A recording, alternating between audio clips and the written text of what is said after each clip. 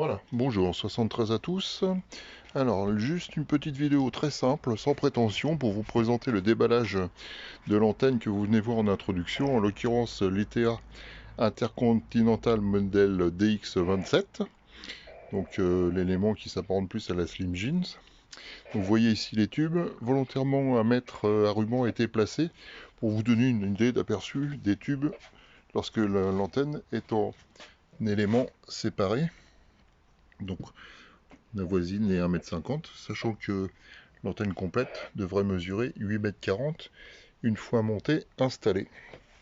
Donc vous avez percevé les différents tubes qui constituent cette antenne.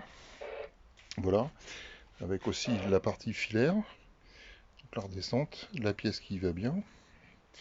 Là, on a le ballon, le tube de réglage, qui quant à lui présente quelques particularités. Regardez notamment, vous voyez, bon c'est pas méchant, hein, mais on va y revenir après.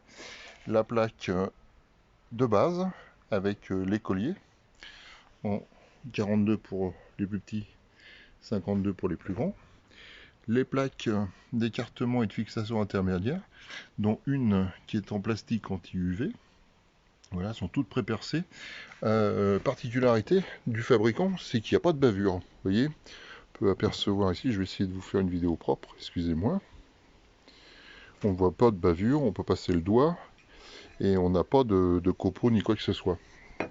Ensuite, d'autres éléments constituant l'antenne, donc le court-circuit, l'embase SO239. Donc le montage est un peu, le montage est un peu particulier. Je trouve ça un peu léger. Honnêtement, je trouve ça un peu léger de par son concept, sa fabrication. Et puis le fait que ça bouge, vous voyez, c'est fait avec un bout de gaine thermo, c'est rempli de résine sur une cosse. Donc on imagine que la durée de la tenue dans le temps peut être bonne par le fait qu'il y a de la résine, mais bon, ça me paraît léger. Bon, c'est à suivre, attention, hein, c'est pour l'instant c'est subjectif et ça n'engage que moi. Donc voilà, les vis. Alors les vis vont constituer les éléments qui vont permettre de solidariser entre eux les éléments, voilà. En l'occurrence, on aperçoit les trous pré-percés. Toujours pas de bavure, ça c'est bien, c'est un plus. C'est ce qu'on retrouve pas sur d'autres fabrications de pays européens. Je ne vais pas citer les marques, mais que vous connaissez tous, où on a des bavures, on a tout un tas de choses plus ou moins diverses. Là, on aperçoit l'analyseur, la 600, de Regesper, qui attend impatiemment de pouvoir vobuler cette antenne et voir sa bande passante et le rose qu'elle est susceptible de nous donner suivant les points d'alimentation et suivant ce qui sera déterminé au niveau de son alimentation. Il y a le fabricant propose différentes méthodes d'alimentation. C'est ce qui est fort intéressant puisqu'on peut aller jusqu'à 2 kW de puissance. Et le schéma de principe, voilà, type d'alimentation. On perd une échelle à grenouille. Attention, hein, si vous désirez attaquer cette antenne avec une échelle à grenouille, il faudra que celle-ci parte perpendiculairement par rapport au tube. C'est important, au moins sur la valeur d'une demi-longueur d'onde. Et là, une attaque sans la SO de 139, soit en direct avec du câble coaxial, essayez de faire les liaisons les plus courtes. Hein. Le schéma est trompeur. Vos liaisons doivent être les plus courtes. Et le réglage, vous voyez, ça c'est ce qui est intéressant pour vous. 50 ohms, de 0 ohms jusqu'à 50 ohms, peut-être même un peu plus.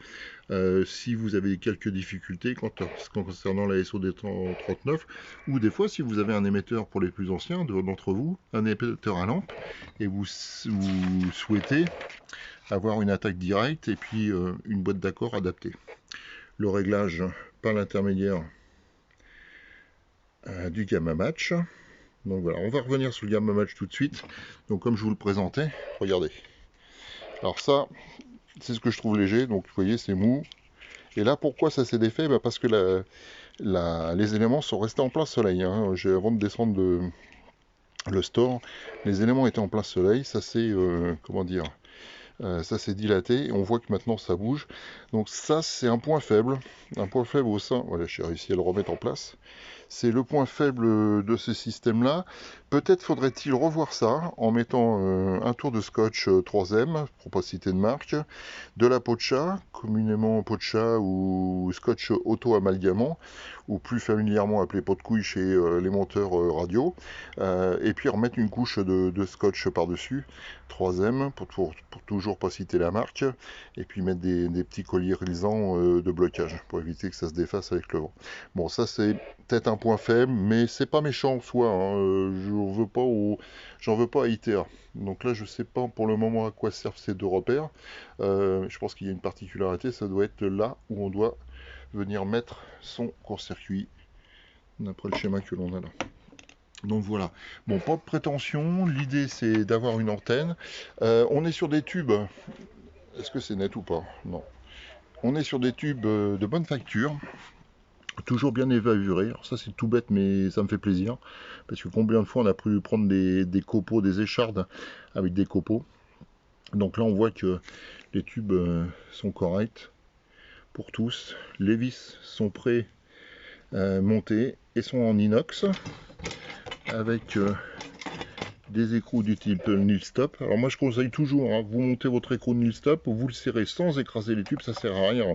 Vous venez en blocage, serrage avec ajustement blocage, et ensuite par-dessus, à ce niveau-là, au bout de l'ongle, là, vous pouvez mettre une petite touche de vernis à ongles que vous aurez piqué à votre YL, et ça finira de bloquer le tout.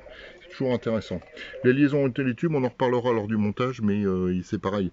Mieux vaut éviter que l'eau vienne dedans. Donc une fois que vos tubes sont montés, n'hésitez pas à mettre du scotch auto-amalgamant, du scotch par-dessus, et de façon à éviter que l'eau pénètre dedans. Mais on en reparlera à ce moment, au moment venu.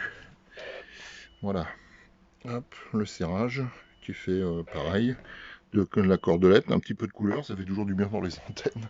Donc voilà pour l'ensemble.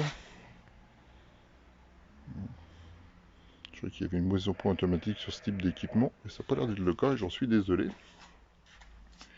Bon, l'antenne est donnée pour une puissance de 2 kW au maximum. Je pense que le FT 818 qui est ici ne sera pas en mesure de sortir les 2 kW. Déjà il sort les 2 watts, 2 watts et demi comme prévu par le constructeur, ça sera largement suffisant. Et c'est toujours intéressant de faire du QRP, que ce soit sur la bande des 11 mètres que sur la bande des 10 mètres. C'est une forme de pêche à la ligne avec les guillemets qui vont bien, comme on dit. Bon, je pense que j'ai fait le tour de la situation, le tour de la présentation. Je vous remercie de l'avoir suivi. Cette vidéo, comme je le disais, est sans prétention. Je remercie ITA Intercontinental et son distributeur Radio Media System pour la fourniture et l'envoi de l'antenne qui s'est fait sous quelques jours, malgré les problèmes de Covid qui sévissent actuellement en France et partout ailleurs. À bientôt, 73.